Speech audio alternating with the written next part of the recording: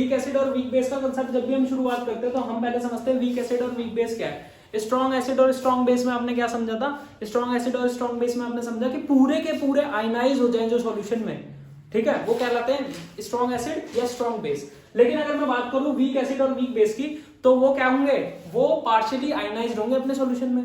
तो partially ionised होने वाले जितने भी इलेक्ट्रोलाइट्स होंगे, यानी एसिड या बेस अगर मैं लूं, तो वो क्या कहलाएंगे, वीक एसिड या वीक बेस रिस्पेक्टिवली। क्लियर है? अब मैं एक एसिड ले लेता हूं, एक बेस ले लेता हूं।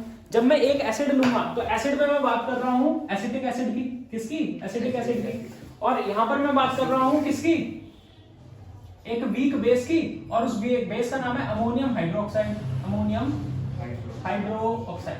क्लियर?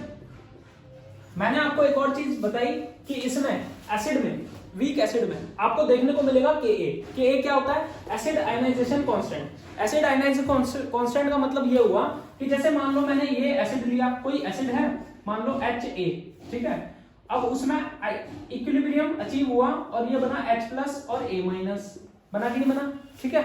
और अगर मैं बोलूं कि अगर इसका मेरे को इक्विलिब्रियम कांस्टेंट निकालना है तो H+ और A- अपॉन में Ha की कंसंट्रेशन, कुछ इस तरीके से लिखोगे आप।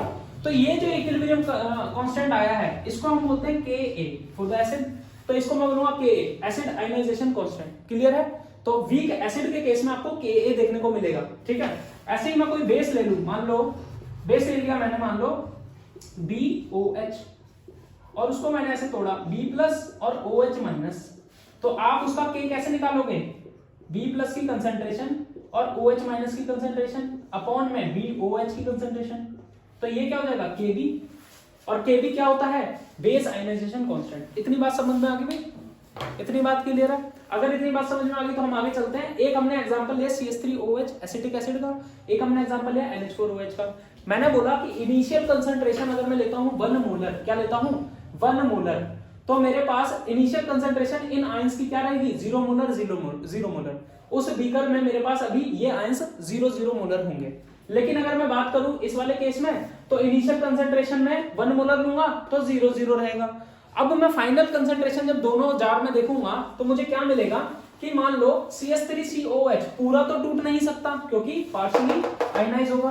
पार्शियली आयनाइजेशन का मतलब हुआ कि इसमें से कुछ पार्ट जो है इसका आयनाइज हो जाएगा, टूट जाएगा, तो वो होता है अल्फा। वो मैंने क्या लिया, अल्फा, ठीक है।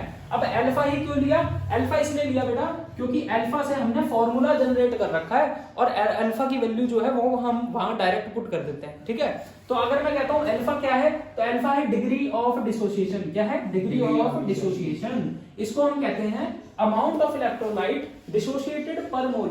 एक मोल में कितना डिसोसिएट हो रहा है, अल्फा डिसोसिएट हो रहा है, ठीक है। तो मैं कहता हूं इलेक्ट्रोलाइट मैंने किसको बोला है, एसिड को या बेस को। क्लियर? अगर इसमें से अल्फा टूटा तो क्या बनेगा, यहाँ पर अल्फा, यहाँ क्या बनेगा, अल्फा। क्योंकि जब आप देखते थे कि HCl स्ट्रॉन्ग एसिड में लेता था तो H+ और Cl- टूटता था। अगर मैंने इसको 0.01 मोलर लिया तो यहाँ पर भी क्या बनता था, 0.01 molar, and this is also 0.01 molar. तो अल्फा टूटा तो अल्फा बना, अल्फा बना। क्लियर? यहाँ पर भी अल्फा टूटा, अल्फा बना, अल्फा बना। बना कि नहीं बना? क्लियर है बात? इतनी सबको पता चल गया। अगर मैं आपसे कहूं इस केस में मेरे को Ka निकाल के दिखाओ, क्या निकाल के दिखाओ, Ka। इस केस में Ka कैसे निकालोगे, अल्फा इंटू अल्फा अपॉन में 1 - अल्फा, यही होगा। अगर इस केस में बोलूं तो क्या निकालोगे, Kb alpha into alpha 1 - alpha. Clear है? 1 - अल्फा इसकी कंसंट्रेशन CH3COH। क्लियर? ठीक है।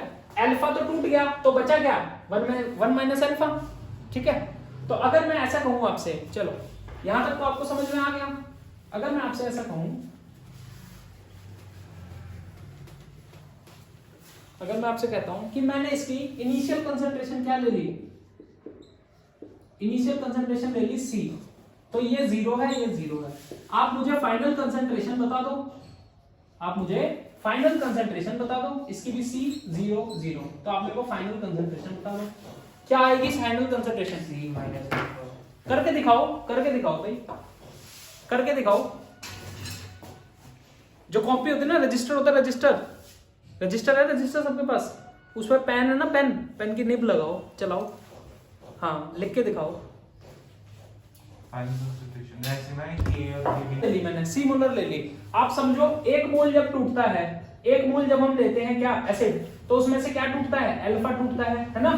तो मैं बोल रहा हूँ कि सी मोलर टूटेगा तो कितना टूटेगा, सी अल्फा टूटेगा, नहीं टूटेगा,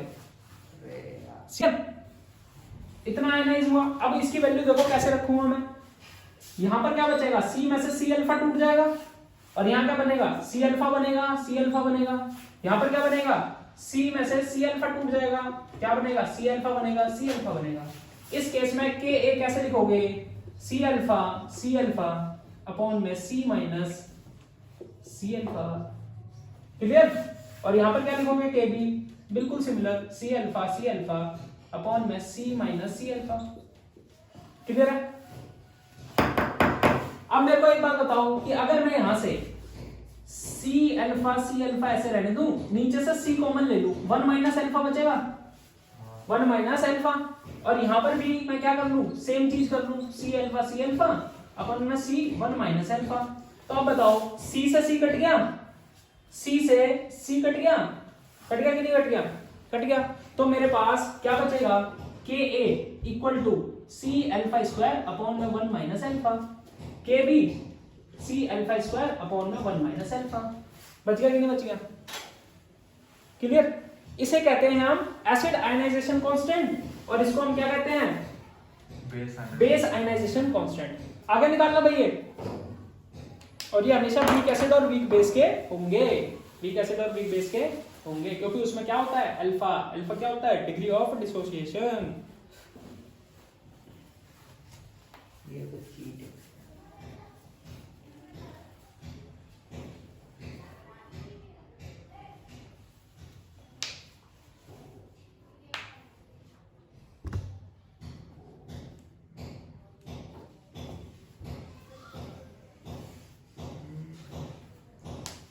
अब इसमें से एक चीज बेटा ड्राइव करनी है आपको, ठीक है, ऊपर का मिटो दो, ठीक है। इसमें से आपको क्या ड्राइव करना है, आपको इसमें से अल्फा की वैल्यू निकालनी है, किसकी, अल्फा की। अगर मैं आपको कहता हूं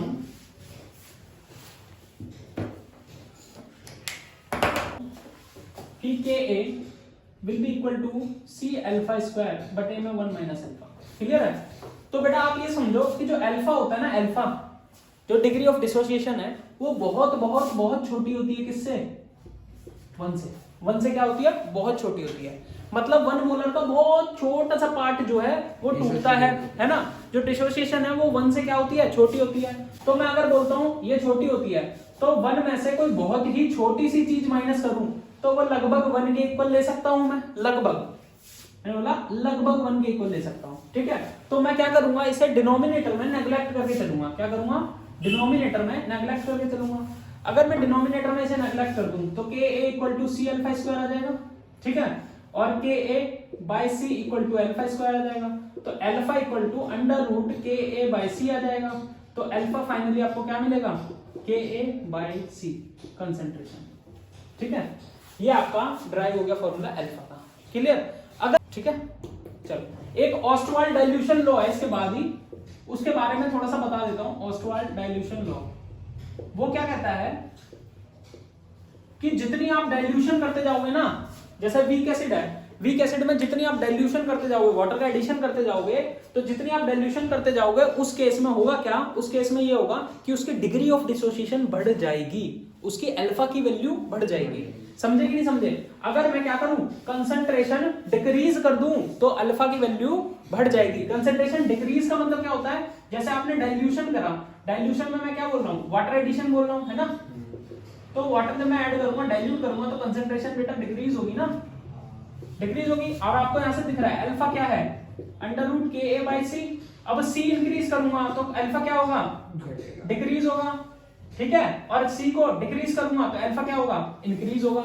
मतलब डाइल्यूशन करने से, वाटर एडिशन करने से कंसंट्रेशन डिक्रीज होती है, और कंसंट्रेशन डिक्रीज होती है तो अल्फा बढ़ता है। तो यही वो कह रहे थे कि अमाउंट ऑफ क्या, amount of dissociation of electrolyte will be increased on dilution of the acid, ठीक है। और एसिड कौन सा, वीक एसिड। तो ये ऑस्वाल्ड डाइल्यूशन लॉ होता है। क्लियर है इतनी बात। चलो जी, अगली क्लास में मिलते हैं, क्लियर।